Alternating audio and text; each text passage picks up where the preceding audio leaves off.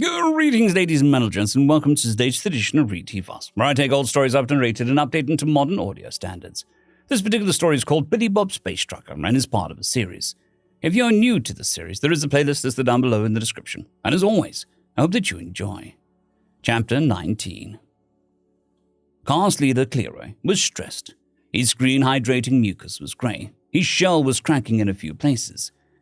And if the juveniles weren't so similarly troubled, he'd fear they might try and devour him in his sleep and take his place. The matriarch had been bearing over them so much that he could swear that he felt her standing over him even now. They were scouring every intel source they had, hidden cameras, listening devices, informants, and even bar rumors. Cleroy was confident the matriarch would crack him open and suck out his insides should he fail to have some information with his next report. His eyes scanned over more documents that were being brought into the control room by the juveniles, and they each had their own stack to pore over. Then he saw it. His claw tapped on a data state. "This! Who brought this in?" He quickly flagged the report, and one of the juveniles skittered forward. "When? Where?" The Phyllis complaint about the Cultural Dance Center. 2 Phyllis squads entered an illegal black market station run by banketeers to compete in some sort of regional dance competition. 1 squad won, but a pair of unknown species stole the trophy. They submitted a complaint, hoping that we might track them down. They were off-duty, but on an illegal station competing in an unregistered event. I thought we'd just reprimand them for wasting our time, but you said to bring in all reports regarding unknown species. Yes. But when did we get this report? 1 standard sleep cycle ago, cast leader. Cleroy chitted out and quickly input the coordinates into his console. The station wasn't too far from an FTL lane, which was normal. He quickly traced a path between that station and the other they'd staked out, only to find their prey had escaped. They had to be heading towards the core. They'd traveled away from the core for a while, but were now starting to veer inwards. Very cunning of them. But now he had a route. Cleroy pulled a map back up from the coordinates, traveling forward along the FTL lanes, searching for some sort of target or point he thought they would stop at next.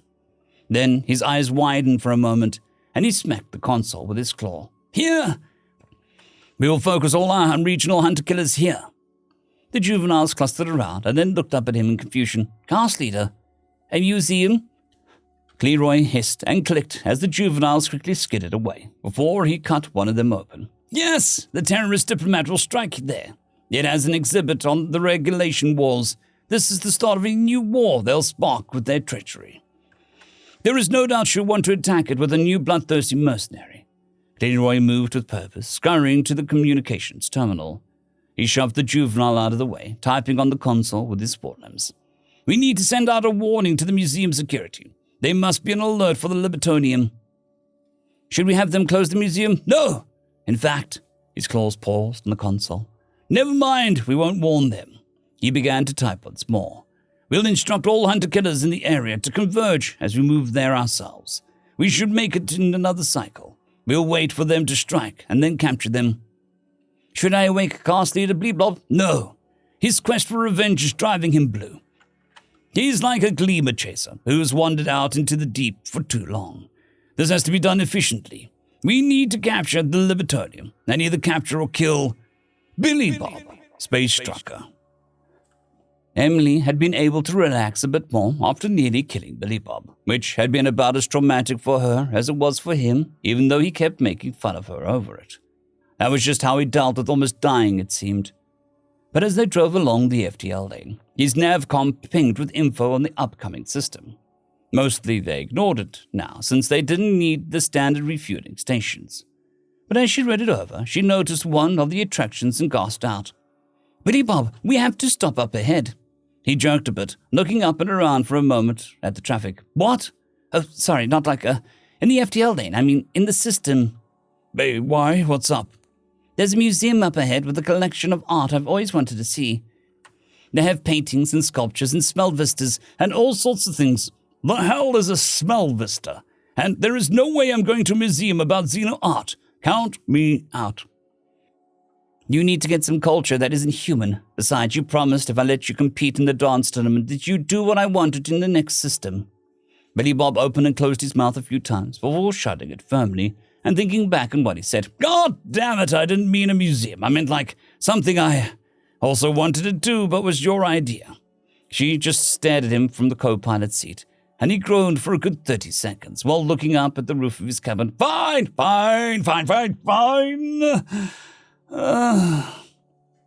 She let out a happy chirp and held up one hand. He looked over at her, confused for a moment before realizing what she wanted. I'm not giving you a high five. What? Yes, you are. Museums are high five worthy. No, they're not. Except for maybe a video game museum or a war museum. I'm sure they've got war stuff there. It's a big place, yeah. But you want to see some smell vistas. And other stuff.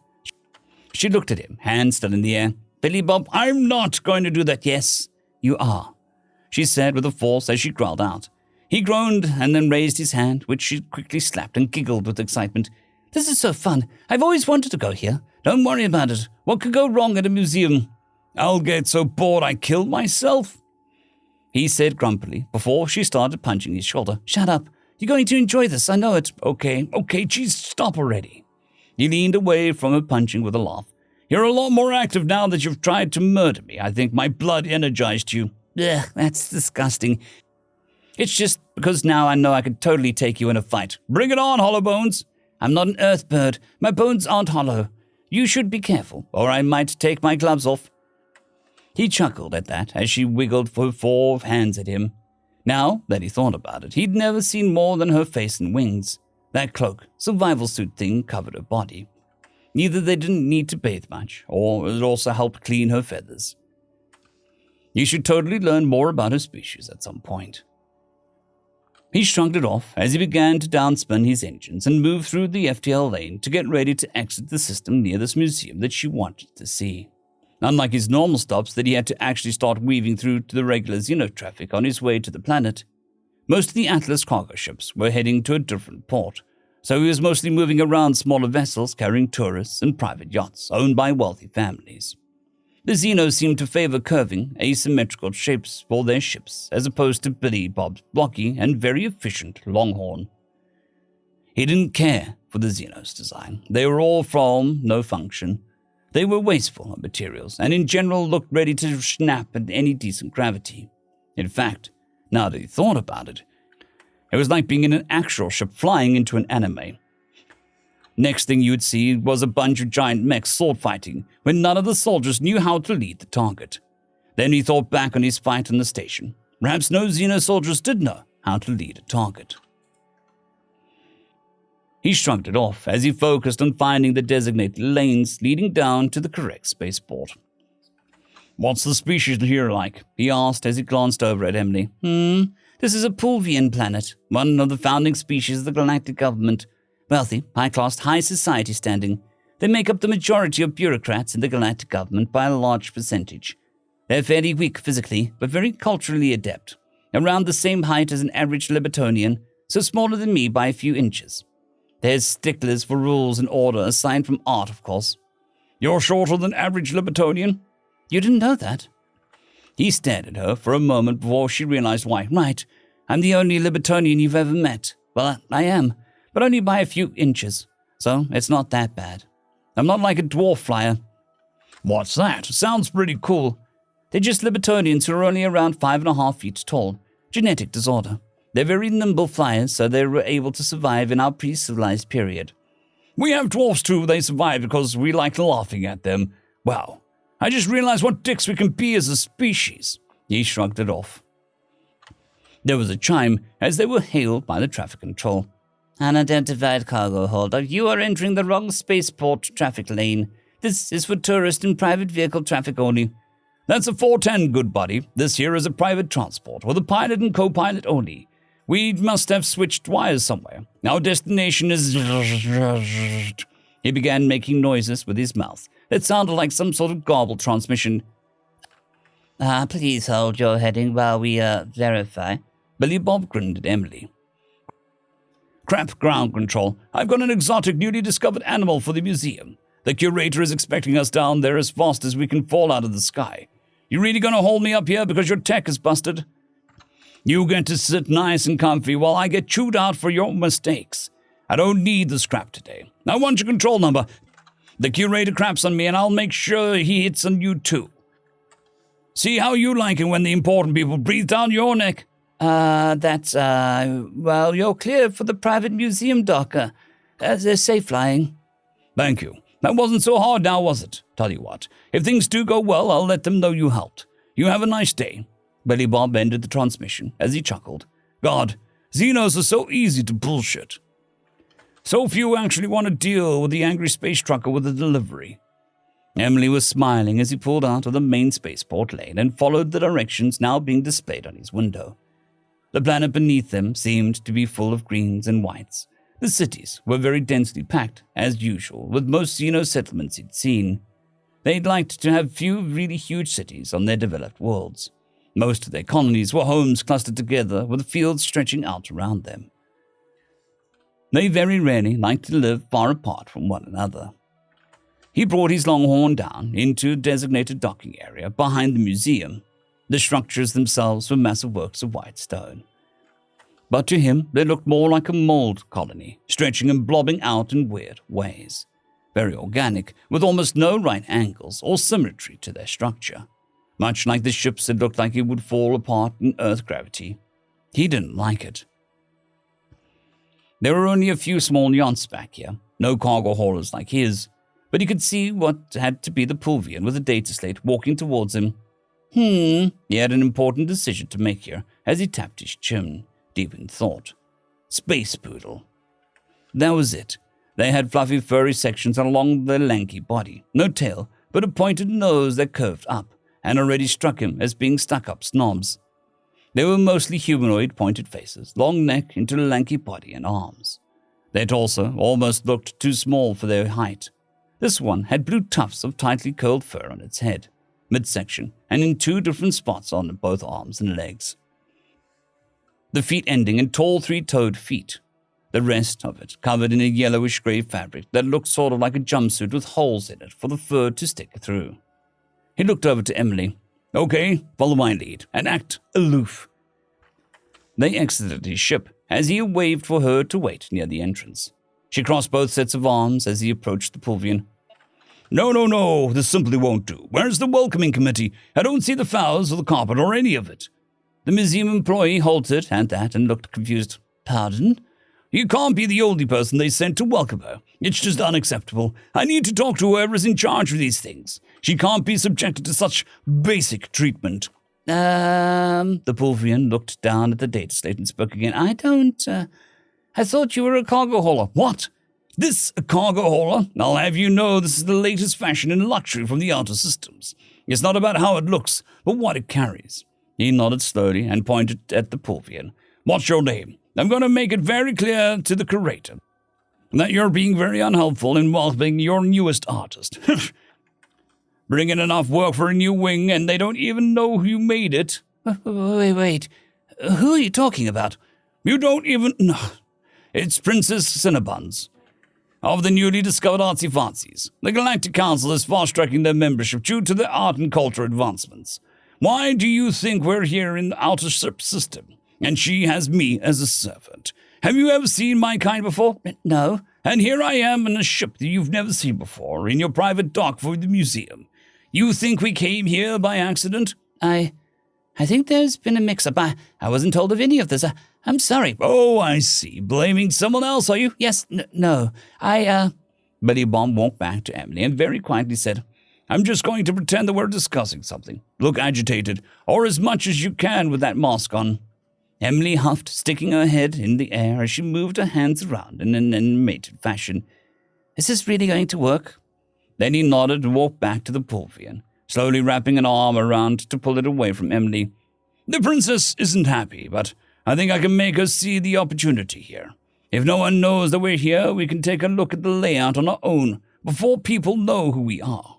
Why don't you just give us 2 all-access passes, and I'll calm her down. You don't talk about her arrival to anyone, and we'll walk through. And then I'll call up to make sure that they have a welcoming committee waiting for her in a cycle or 2. Okay? The Pulvian shook his head in a circle-like pattern that his translator told him was the same as nodding. Here! They quickly tapped on the data slate and pulled 2 little black pebbles out of the pocket, handing them to Billy Bob. Please let the princess know that we didn't intend in insulting her. We're thrilled to have her art here at our museum. Please enjoy yourselves. Those are special VIP passes, any exhibit, as long as you like." Billy Bob nodded and gave the creature a very light pat. "I appreciate it. Remember, don't tell anyone, or I'm going to have a very different story for your superiors." "Of course, absolute secrecy." Billy Bob smiled and walked back to Emily as the staffer scurried away. He handed her a pebble. "Well, I doubt I'll like it, but at least it was fun getting into the place." She laughed at that and walked along with them as they headed through the private docking area, following the signs towards the main museum. It was set up as a series of indoor and outdoor exhibits, with opulent-looking gardens separating the large white buildings. Emily began to guide Billy Bob through the various gardens and exhibits. Much like she had said, there were sculptures, art, and the smell vistas. It turned out the smell vistas were clumps of scented materials in front of a picture of a place to try and give the sense of being someplace else. Some were okay, but he insisted some smelled like unspecified Xeno ass. He actually liked the gardens best so far. Looking at Xeno modern art was rather underwhelming to him, and it was hard to appreciate the craftsmanship of the sculptures when he didn't know what the fuck any of it was supposed to be. As they wandered through the gardens, he pointed to a section where a grizzly in an exosuit stood next to a display marked exotic and dangerous. Phyllis was wandering towards one of the plants, looking sort of stoned and mesmerized. The grizzly sprayed something in his face, and he shook it off and quickly walked away. "See those plants with fangs? Venus flytraps. They're from Earth. They lure flies in and they snap around them and eat them. But you have a plant that eats meat? More than one, I'm fairly sure. It's a death world after all." That's terrifying and interesting at the same time." "Terrifying," he said with a nod.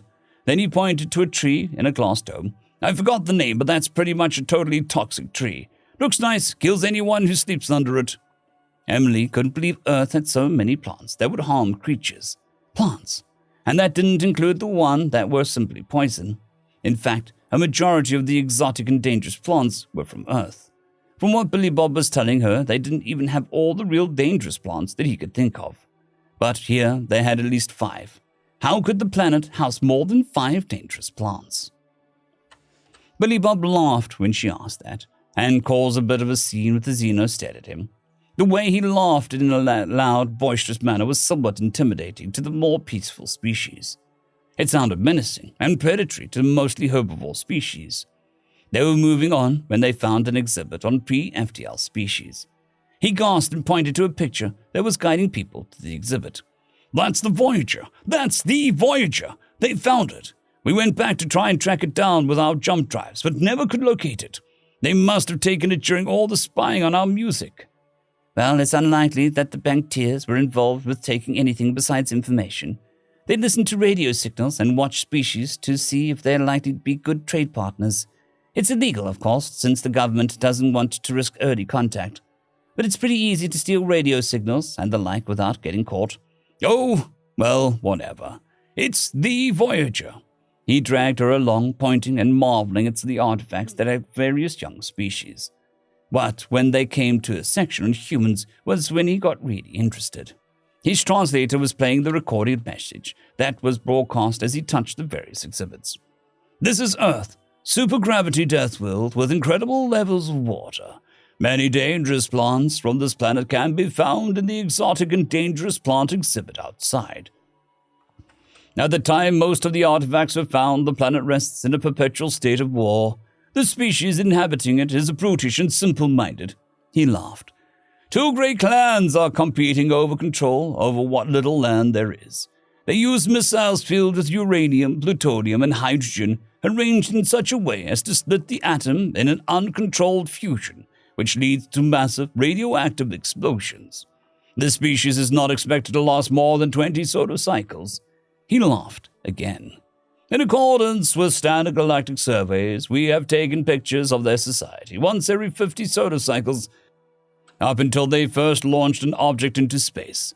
After that, we surveyed once more, collected these artifacts, and left them in isolation. We plan on returning after 100 solar cycles to collect more artifacts from the radioactive remains of the decaying ruins."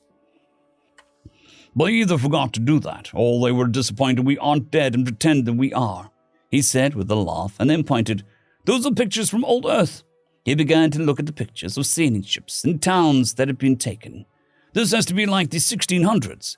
They aren't close enough to really make out specifics, but still. He ran down the long corridor looking at pictures before stopping. Emily! She caught up with him, looking at the grey-cratered landscape, some sort of metal and foil contraption in the background, with a red, white, and blue flag in front of it. The caption below said, Landing site of first human moon mission. Then he gasped as he saw a sign pointed towards the artifacts. The first one said, First human object in space. Sputnik?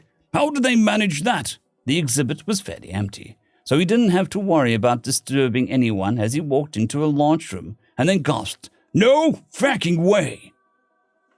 Emily stepped in and looked up at some sort of pointed rocket with him.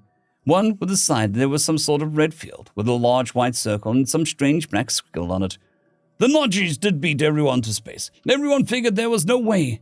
This is huge weight. But do I want to tell anyone? They were dicks.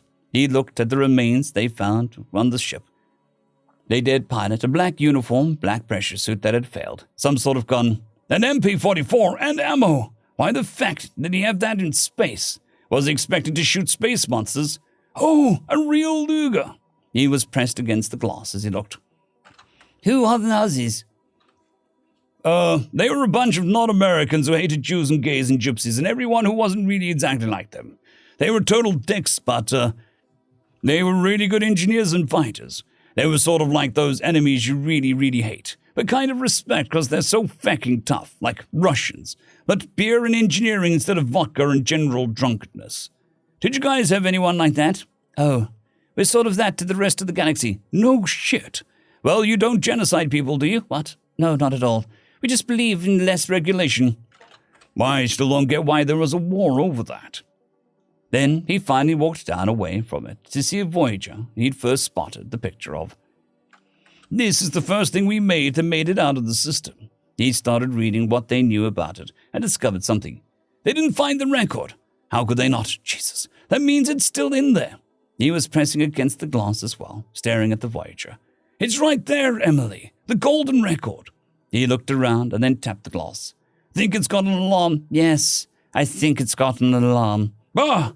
This isn't over. I'm going to make them give me that record. That's part of humanity's history. It doesn't belong in a museum. Billy Bob, you can't just demand one of the museum pieces. Yes, I can. The lazy fucks didn't even look into the Voyager and find it. He walked out of the exhibit, ignoring the artifacts from the other species, but then stopped as he saw a large, rather busy exhibit filled with tourists. The top was marked The Regulation Wars. Billy Bob stopped, and Emily slowly stepped behind him, trying to take up as little space as possible. Billy Bob, let's go. I need to see this. It just doesn't make sense to me. He began to walk through the exhibit. There were artwork pieces on either side. The founding of the council, arse faces, space poodles, fleckos, some sort of space gerbil, the exosuit cops, the Libertonians. He couldn't help but notice the Libertonian was cast in a shadow and looked evil. Then there was a massive painting called Betrayal. Libertonians in strange suits were charging some sort of meeting, shooting the other species, setting fire to the buildings around them.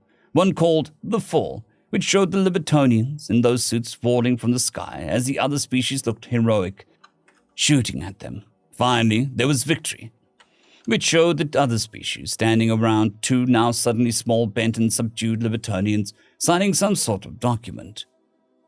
This tells me nothing, Billy Bob muttered, even as the tourists crowded around the wall-sized painting.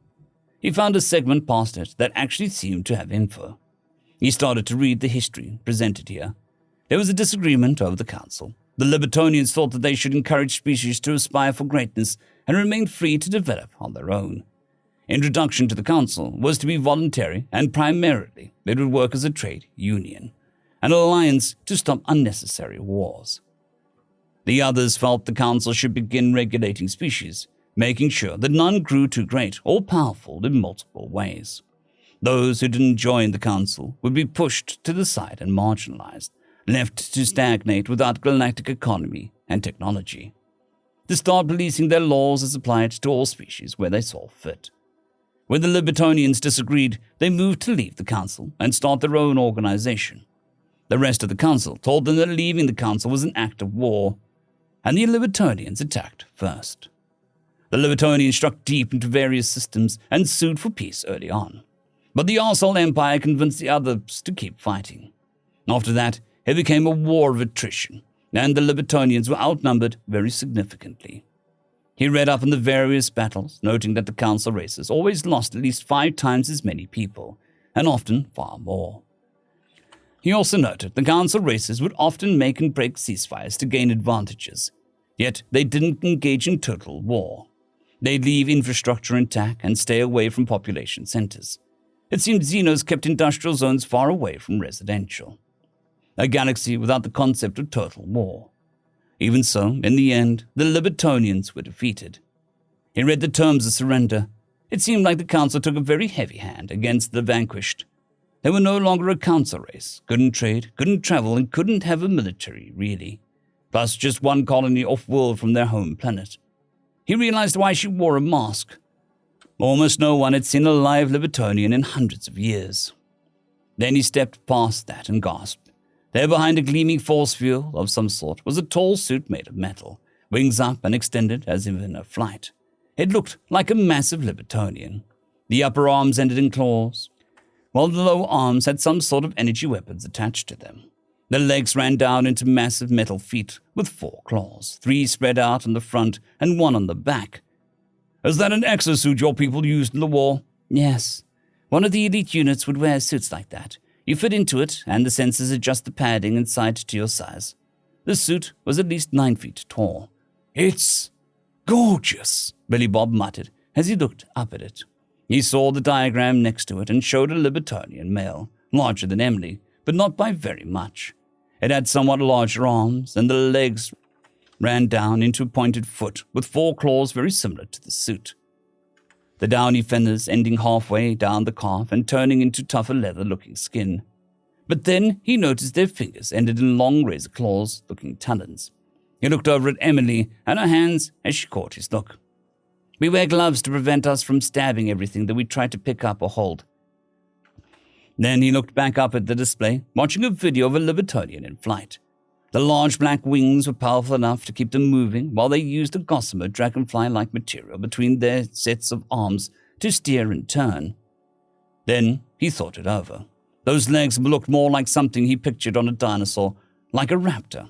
And her muzzle was pointed out straight like, well, not like anything he knew of offhand, but maybe a gator. Wait, weren't raptors birds? He gasped. The white feathers and the wings that led astray, they weren't just space eagles. They were flying space raptors. Space eagle raptors. Think that still works? He asked as he pointed at the suit. I mean, in theory they keep artifacts in original format and reactor is rated for 1,000 years, so maybe? He was staring at it when they heard some sort of chime and looked up. The tourists and employees began to crowd around the nearest holographic information terminal, seeming to think something was happening. The map of the museum was placed by some space poodle who looked fancier than usual. Dire and alarming news today. The council is announcing a state of war. There were murmurings of surprise all around.